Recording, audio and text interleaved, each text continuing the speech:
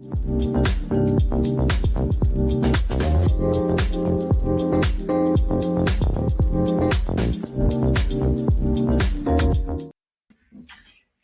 and welcome to Finance Conversations. This is the 22nd episode of the Merging Life and Money Show, and I am super excited to be here with you today. For those of you who do not know me, I am your host, Marie-Jo César. I help professional women acquire and apply the relevant financial skills and knowledge they need to take control of their money, manage their finances, and understand that they can live their best life with the money they have. Thank you for joining in today. If you are watching the replay, make sure to type #replay in the chat and leave me some comments and questions. Welcome, and welcome. I come to you live every Thursday at 5 p.m. Pacific Standard Time to share valuable information about how to achieve financial wellness and live your life with means and meaning.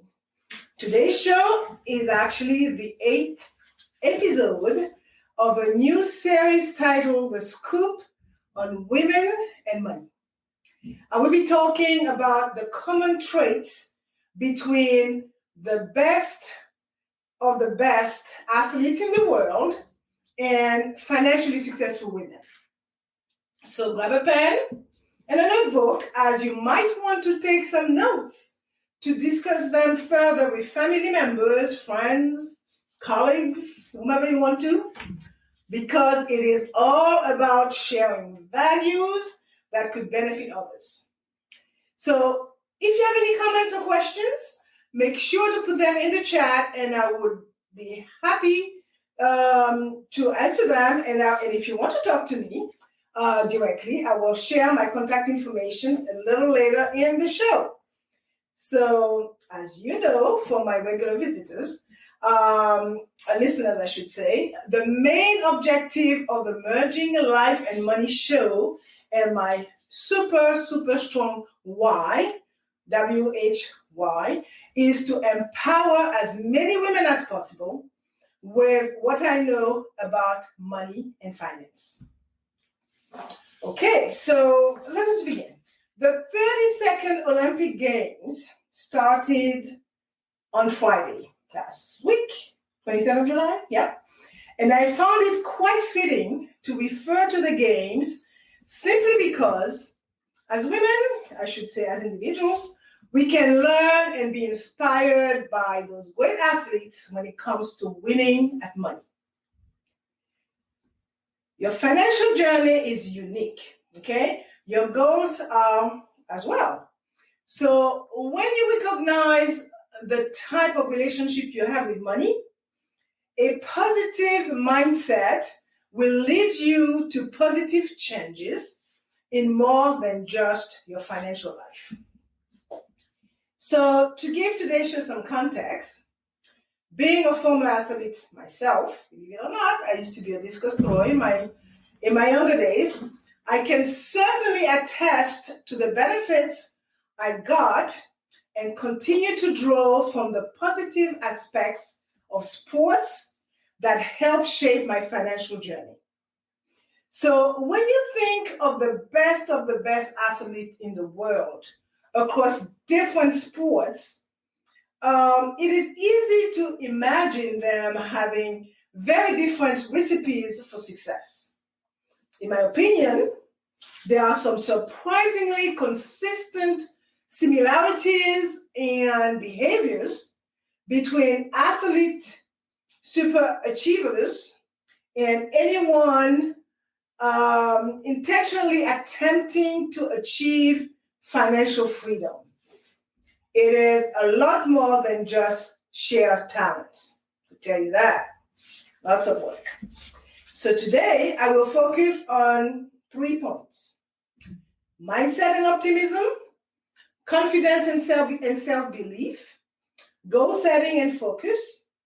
And I will be remiss if I did not talk about how, if not played successfully, the game of money can impact your mental health and self-esteem. Okay, the first point, mindset and optimism. High-achieving athletes are identified as being optimistic about their own personal growth and untapped potential. This comes with an awareness of areas in which they must need to improve. They feel an inherent need to work on their deficiencies, and rather than seeing them as weakness, they are taken as golden opportunity for self-betterment. Alongside this comes the vision to imagine success against the odds, fueled by a positive instinct of achievability and reward. So the same applies to anyone who is aware of their financial conundrum and truly wants to rectify their financial situation. Okay, so they recognize that they have made some sabotaging decision and they yearn to rectify them.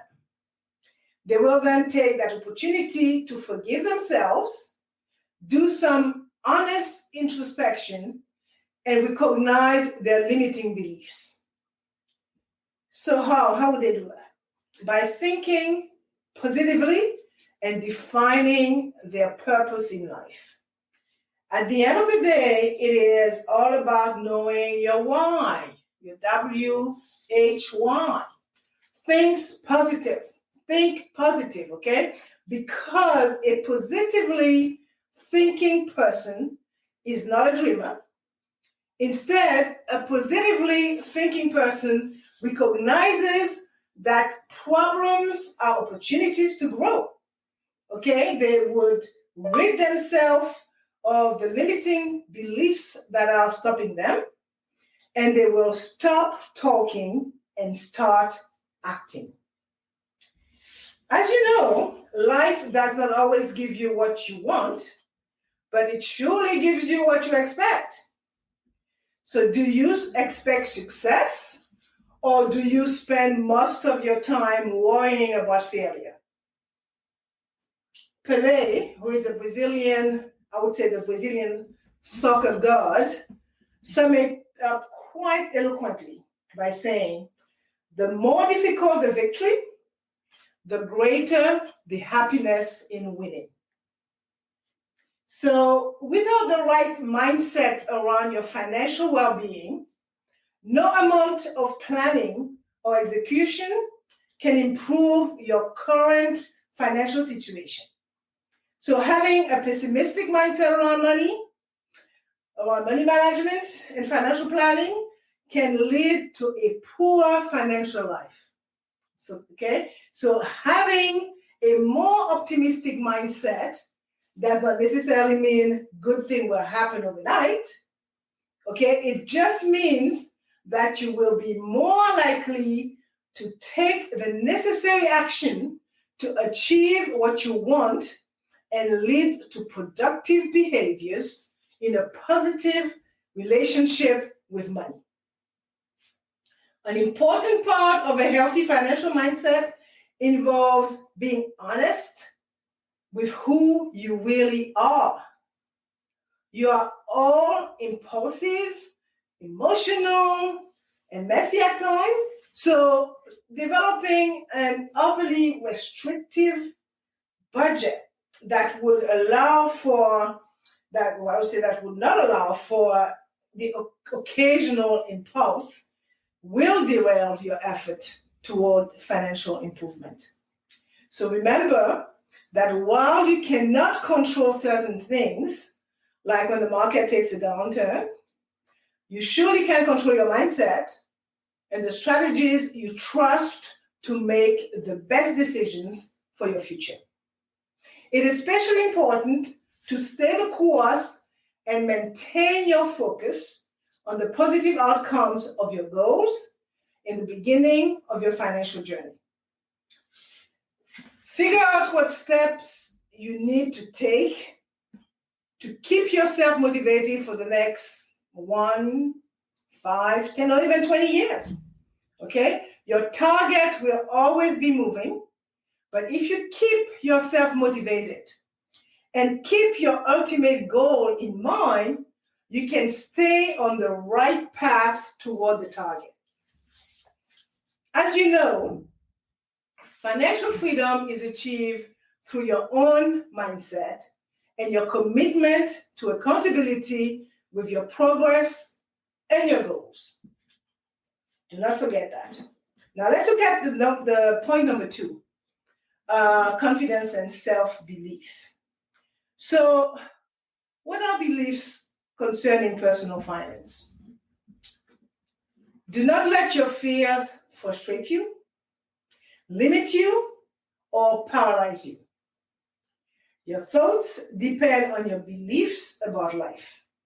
If you don't like what you are receiving, then have a look at what you are sending. So everything that is in your life has been created by your thoughts, your expectation, and your beliefs. So take a look at them. If you change your beliefs, believe me, trust me, you will get new results.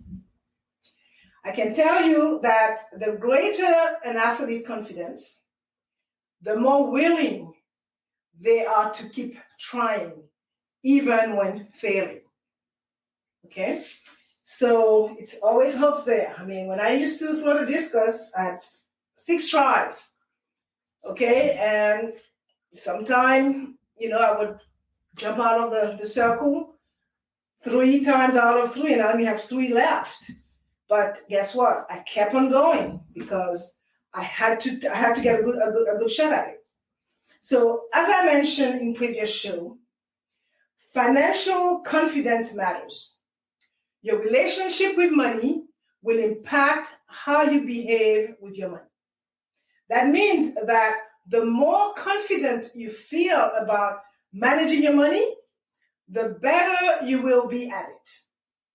At the end of the day, the word confidence boils down to self-assurance and trusting your ability. Okay? And financial confidence looks the same way.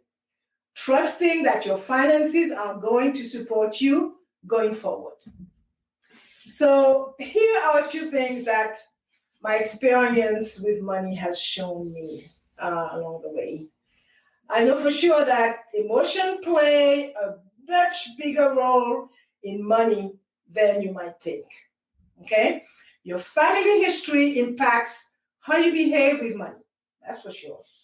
The way you think about money determines how you will act with your money. Most of the time, you are the one holding yourself back. Think about it. If you don't think you can do it, you won't even try to do it. Okay? Change that. If you think you will always be better with money, you will keep making, guess what? The same bad decisions. So many of you do not ask for what you want because you do not believe that you deserve it. Change that movie, okay? Many of you get stuck in the cycle of debt because you do not think that you deserve better. And you feel isolated from others because you think that you are alone in your financial struggle. Totally wrong. There are plenty people struggling right now. So how do you build your money confidence? Let me start by saying that you do not need expertise in personal finance or investment to be confident about your own money. Okay? Just because you don't currently feel confident about your money management skills does not mean that you cannot change, right?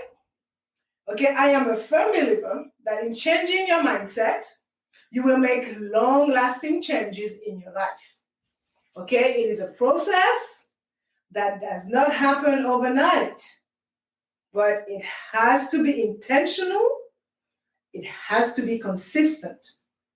You will have to reframe your financial behavior to be more deliberate and trust yourself to make the right financial choices for you and for your family. Okay? You can build trust in your financial choices by getting clear on what you believe about money, by figuring out how your beliefs influence your action, and by recognizing when a choice is not in your best interest, even if it feels right in the moment. Okay? So choose to act in alignment with a healthier money mindset so your money fears do not stop you from being your own best money advocate. So let me also say that confidence is not something you have to have before you start achieving your financial goals. Okay? Confidence is built over time through gaining knowledge and experience, right? And I still making a parallel with athletes that I got to know or to know about. And as an NFL star, Ronnie Lott, a lot of you probably wouldn't know it. Ronnie must be about in his 60s by now. Who he played for the New York Jets and the Raiders and the 49ers through his career. So he said, if you can believe it, the mind can achieve it. Okay, so over to my third point. Let's look at goal settings and focus. Super elite athletes always have attainment goals beyond what they can currently achieve. Without a tangible vision of what success means, it is much more difficult to know what needs to be done to get there. And it is not different when you are setting your financial goals. And as a great MJ, Michael Jordan, put it, you have to expect things of yourselves before you can do them. Okay? So you must set financial goals so that you may achieve the great big vision you have for your life. Okay? You will achieve your dreams and desire only if you have the financial capacity to realize them, and having that capacity means designing a blueprint for how you will get there. Therefore, it is important that you set the relevant goals, right? Not your neighbor's goals, okay? Not your friend's goals, your goals. So furthermore, being aware of your relationship with money will allow you to be responsive instead of being reactive. And will also let you make decisions that align with your goals. And the right goals will help you track the progress you are making with achieving your big vision. So how do you set financial goals? I identified at least probably 11 ways, but anyway, let's start. Decide on what kind of life you want now and what kind of life you want for later. So your goals must be measurable, since you can only track what you can measure, okay? You must clearly state what you want to achieve and what you need to do each day, each week, each month, each quarter, whatever, to reach your end goal, okay? Set achievable goals. They must be challenging enough, but not to the point where they cannot be attainable. Write them down, as it helps, I found anyway, that when I write down my goals, it helps me achieve them and it helps me remember them. Okay? Commit to learning about finance and build up some courage to continue to take action no matter what. Remember that doing the hard work of learning about finance will lead you to confidence. You will know, you make informed financial decision. Understand that financial goals do not have to be set in stone, right? In fact, you will have to revise them. You will have to refine them throughout your life because that's a journey. Okay, that's work in progress. So categorize each financial goal, the short one, the mid or the long-term ones. Okay, this will vary based on where you are in life right now. And typically, short-term financial goals are 6 months to 5 years, mid-term, more like 5 to 10 years, and long-term are more than 10 years. All right, so set a target date for each financial goal and note that being specific helps even if you adjust the date over time. Right? Prioritize each financial goals. Label them as this one is critical. Label this one as a need. Label this one as a want. Okay? It helps to prioritize. So if push comes to shove, you know what to fund first. Okay? So focus on your schedule of action, not the goal deadline. Sometimes focusing on a deadline can make it seem like what you want to accomplish is so far away that you have plenty of time to get things done later, and then suddenly it's so close that it's too late to do anything. So focus on the actions, not the performance. The action that you take carry more weight, right, than the actual performance. Why?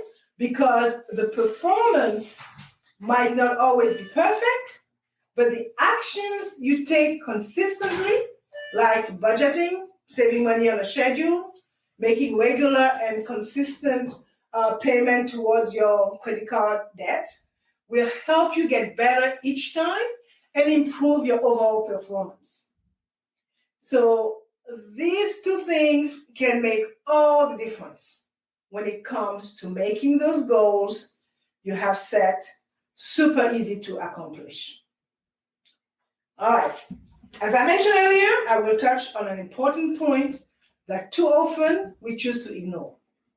Fortunately enough, it is yet again gaining momentum as we speak as a result of Simone Biles withdrawing from the Olympics and citing how fear affects the mental health and physical safety of gymnasts. Well, money stress affects women more than we care to think about it. As you well know, money is a tricky little big subject. It touches every single part of your lives, be it your relationship, your career, your health, and beyond. Okay, this can put stress on you beyond just the literal money concern. But it also carries with it a societal taboo and a healthy dose of shame, which makes it even harder to deal with. Combine this fact, and stress is definitely inevitable. To make things worse, women are more worried about money than men are. Believe it or not. According to a study by Alliance, a financial institution, 67% of women worry about covering their current financial expenses compared to 57% of men. So that's 67 versus 57, a whole 10%. It doesn't make much, better when it comes to future planning. It definitely doesn't get any better because 81% of women stress about planning for their future financial needs compared to 70% of men. So why is that? Well, roughly 75% of Americans do not have any saving to fall back on, and many live paychecks to paychecks, okay? So more than half of our workers admit to feeling financially stressed, costing businesses an estimated $250 billion with a B a year in lost productivity and absenteeism, according to a Mercer study.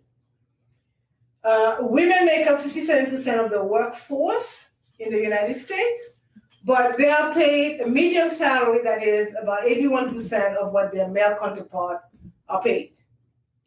So women have less household debt, believe it or not, than their male counterparts, but only 42% reported being comfortable with their debt level compared to 56% of men.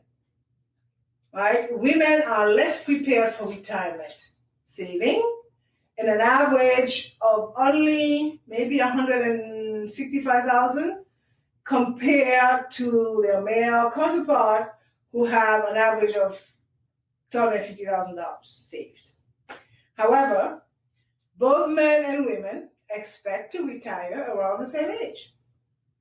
So 81% of women stress about planning for their future financial needs compared to 70% of men.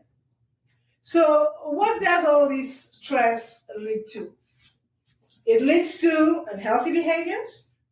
We all have some unhealthy coping mechanism of behavior that we tend to gravitate towards when we are overwhelmed by stress, okay? For some people, it's okay, I'm going to go to the mall and lose a few $1,000. For some people, it's okay, I'm going to try and see how much alcohol I can drink. For some people, it's, I'm going to try and see how many pints of ice cream I could put down to that today, right?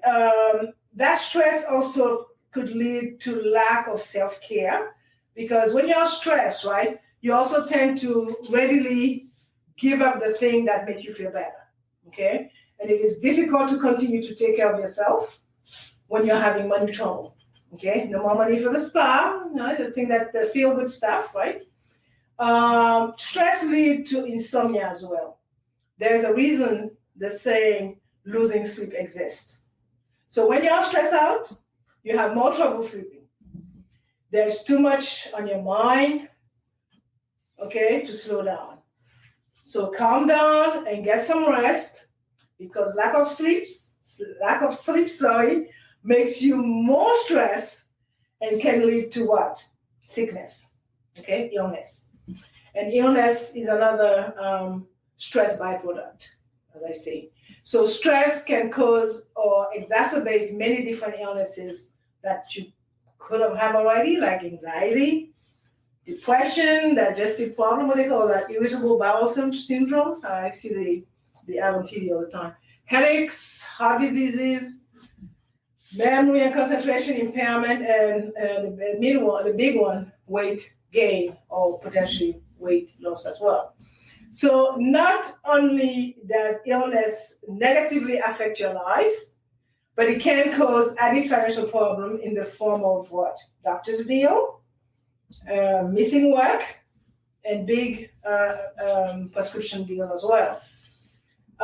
It also could leads, I should say, to relationship trouble.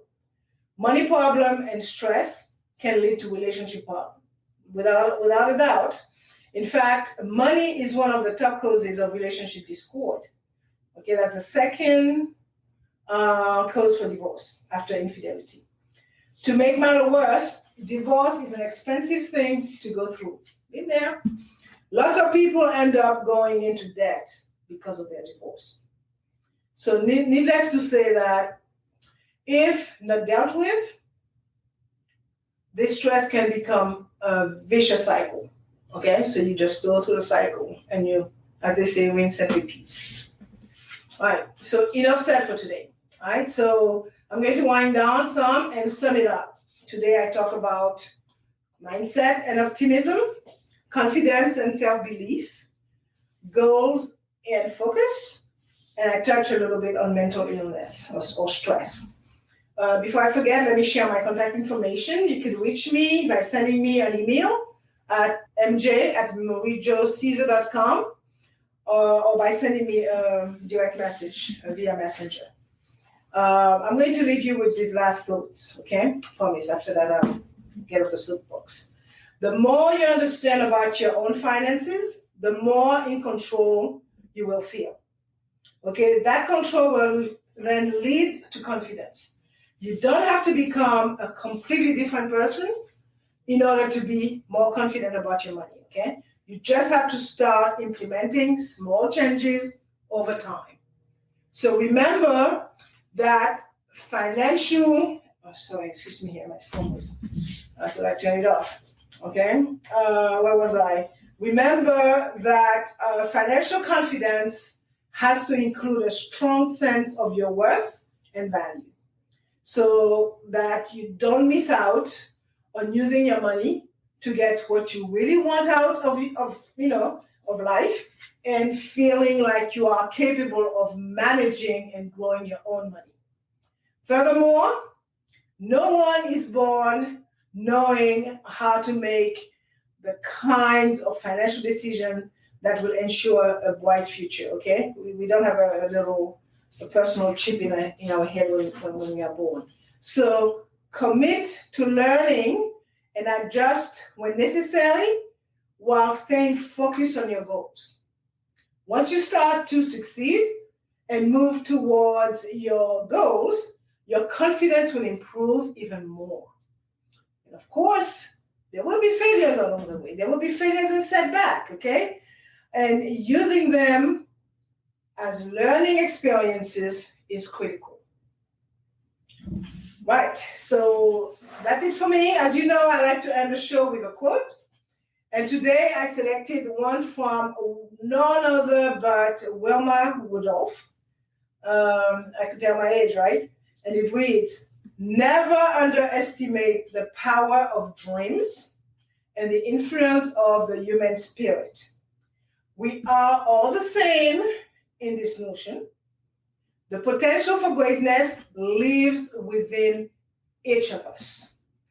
Now, for those of you who do not know, Wilma Rudolph has a big legacy, okay? Her legacy lies in her efforts to overcome obstacles that included childhood illnesses and a physical disability to become the fastest woman runner in the world in 1960. Okay, and she did that at the 1960 Rome Olympics when she became the first American woman to win 3 gold medals in one Olympics. All right then, so for more information about how to achieve financial wellness and live a purposeful life with the money you have, join me next week, Thursday, at 5 p.m. Pacific Standard Time, 6 p.m. Mountain Time, 8 p.m. Eastern Standard Time, 9 p.m. Atlantic Standard Time for my Bermuda Pips, and 10 a.m. Friday, okay, that's the equivalent of Friday, Brisbane, Australia time. Thank you for being here today on the Merging Life and Money Show. I am your host, Marie-Jo César. I will be back again next week. Okay, until then, continue merging life and money. Bye for now.